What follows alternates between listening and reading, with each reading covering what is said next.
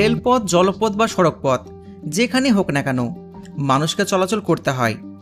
কিন্তু পৃথিবীতে এমন কিছু ব্রিজ আছে যেগুলোর উপর দিয়ে চলা মানে নিজের জীবনকে হাতে নিয়ে চলা। কিছু ব্রিজ এতটাই ভয়ঙ্কর যে দেখলে শরীর কেঁপে ওঠে। আর অবাক করার বিষয় হলো, চীন এমন একটা ঝুলন্ত ব্রিজ তৈরি করে ফেলেছে যেটা বানাতে গিয়ে 100 জনের বেশি শ্রমিকের জীবন হারাতে হয়েছে। আজকের ভিডিওতে আমি আপনাদের এমনই কিছু বিপজ্জনক ব্রিজ দেখাতে চলেছি যেগুলো দেখলে ভয়ে আপনাদের কলিজা শুকিয়ে যাবে। আর বন্ধুরা, শেষে আপনাদেরকে জানাবো বাংলাদেশের গর্ব পদ্মা সেতু আসলে কতটা বিপজ্জনক হতে পারে। আজ আমি আপনাদের এমন 6টা ব্রিজ প্রমাণ সহ দেখাবো যেগুলো দেখার পর আপনারা রীতিমতো অবাক হয়ে যাবেন, যেগুলোতে চড়তে গেলে লোহার কলিজা থাকা দরকার। তো চলুন শুরু করা যাক আজকের ভিডিও।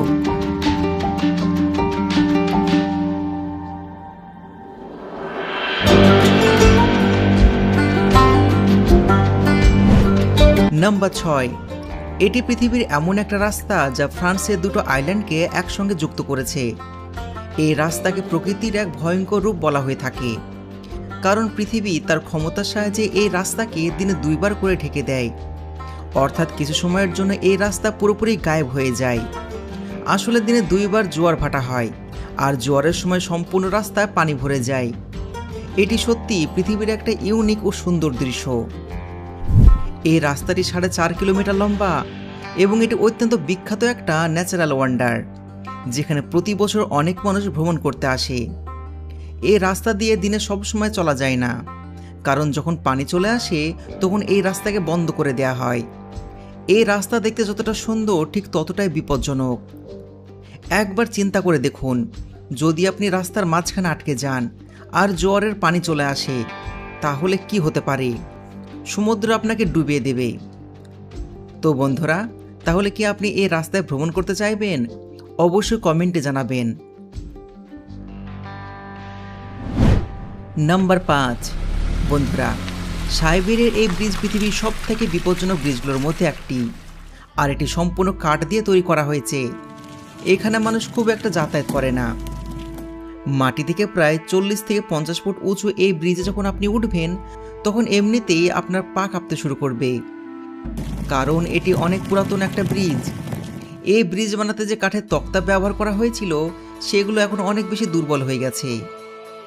বেশি মানুষ এখান দিয়ে যায় না বলে এটি কেউ মেরামত করে না।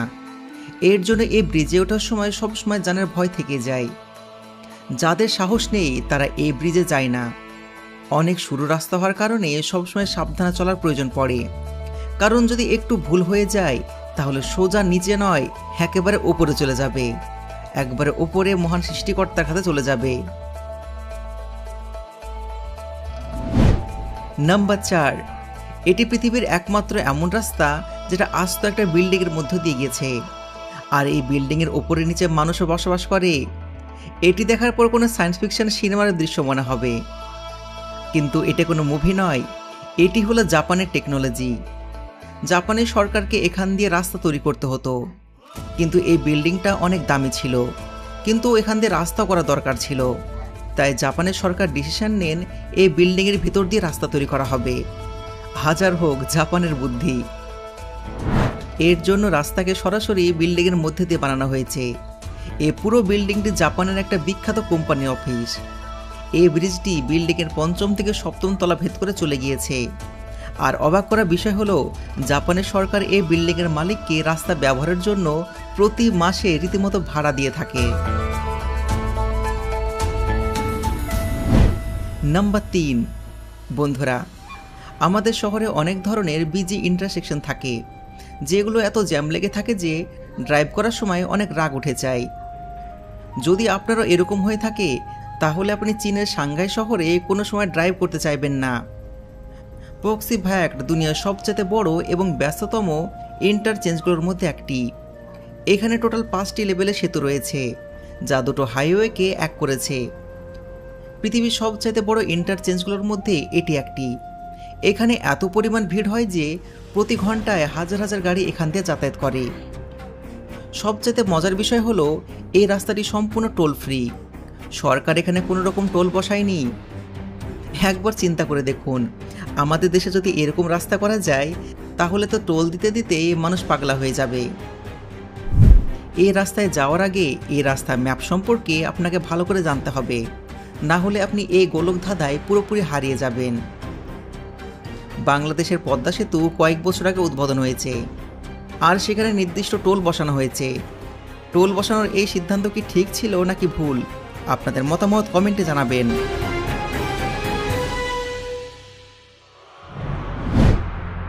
নাম্বার 2, বন্ধুরা, আপনি এখন যে রাস্তা ভিডিওটি দেখতে পাচ্ছেন, এটি মাটি থেকে শুরু করে পাহাড়ের গা ঘেঁষে ঘুরে ঘুরে একেবারে উপরে পর্যন্ত চলে গিয়েছে।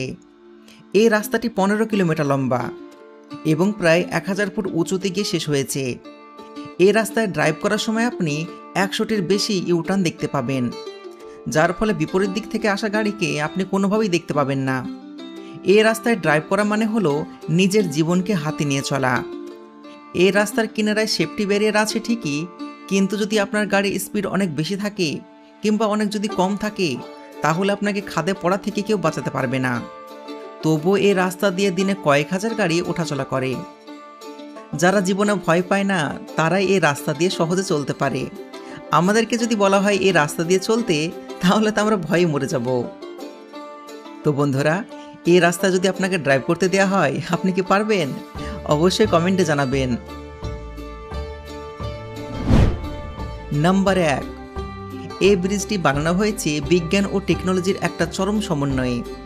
এই ব্রিজের উচ্চতায় এতটাই বেশি যে সাধারণ মানুষ তা কল্পনা করতে পারবে না। মাটি থেকে প্রায় 175 ফুট উচ্চতা নির্মিত এই ব্রিজটি সত্যি মানুষকে অবাক করে দেয়। এই ব্রিজের মাধ্যমে দুটি শহরকে যুক্ত করা হয়েছে, আর বিশেষ করে এই বিশাল প্রজেক্ট বানানোর সময় 100 জনেরও বেশি মানুষের জীবন হারিয়েছিল। এই ব্রিজের বিশেষত্ব হলো এই ব্রিজে যে কেউ গাড়ি নিয়ে সহজে চলতে পারবে না। শুধুমাত্র দক্ষ ড্রাইভাররা এই খাড়া ব্রিজে ড্রাইভ করতে পারেন। এবার হয়তো শোনার পর আপনার মনে প্রশ্ন আসছে যে এই ব্রিজ এত খাড়া করে কেন বানানো হয়েছে? তো এর উত্তর হলো, নিচ দিয়ে যেন বড় বড় মালবাহী জাহাজ সহজে চলাচল করতে পারে। মূলত সেই জন্যই একটি আইল্যান্ড থেকে আরেকটা আইল্যান্ডে যাওয়ার জন্য এত উঁচু করে ব্রিজ বানানো হয়েছে। এবার আসা যাক সেই ব্রিজের কথায়, যার জন্য আপনারা এতক্ষণ পর্যন্ত সময় দিয়ে ভিডিওটি দেখছেন। কয়েক বছর আগে বাংলাদেশের পদ্মা সেতু উদ্বোধন করা হয়েছে। এর ফলে বাংলাদেশের অর্থনৈতিক ব্যবস্থা উন্নতির পাশাপাশি কোটি কোটি মানুষের দীর্ঘদিনের যাতায়াতের কষ্ট শেষ হয়ে গেছে। এই ব্রিজটি বাংলাদেশের মানুষের জন্য যে কতটা জরুরি ছিল, এটা তো আপনি বুঝতেই পারছেন। কিন্তু ইতিহাস সাক্ষী আছে, যখনই কোনো বিশাল ব্রিজ সমুদ্র বা নদীর উপর দিয়ে তৈরি করা হয়েছে, সেটি মানুষের জন্য কিছুটা হলেও ঝুঁকির কারণ হয়েছে। যদিও আমাদের পদ্মা সেতু ইঞ্জিনিয়ারিং দিক থেকে 100% সুরক্ষিত, তারপরে এই নদীর বুকে বেশ কয়েকবার ভীষণ জোরে কালবৈশাখী ও ঘূর্ণিঝড় এসেছে, আর সেতু একদম বিশাল নদীর মাঝ বরাবর তৈরি করা হয়েছে। আল্লাহ না করুক, যদি কখনো তীব্র ঝড়ের সময় গাড়ি চলাচল করতে থাকে, তাহলে বাতাসের প্রচণ্ড ধাক্কায় ব্রিজের ওপরে থাকা যানবাহন দুর্ঘটনার শিকার হতে পারে। শুধুমাত্র পদ্মা সেতুই নয়, পৃথিবীর এরকম বিরূপ আচরণ হিসাবে বিশ্বের বড় বড় সমস্ত ঝুলন্ত সেতুকে বিপজ্জনক বলা যেতে পারে। আমরা সবাই দোয়া করি স্বপ্নের পদ্মা সেতুতে যেন কখনো কোনো রকম ভয়ঙ্কর দুর্ঘটনা না ঘটে। তো বন্ধুরা, আজকের ভিডিও এ পর্যন্তই। ভিডিওটা সবার সঙ্গে শেয়ার করে দেবেন, যেন সবাই ইনফরমেশন পেয়ে যায়।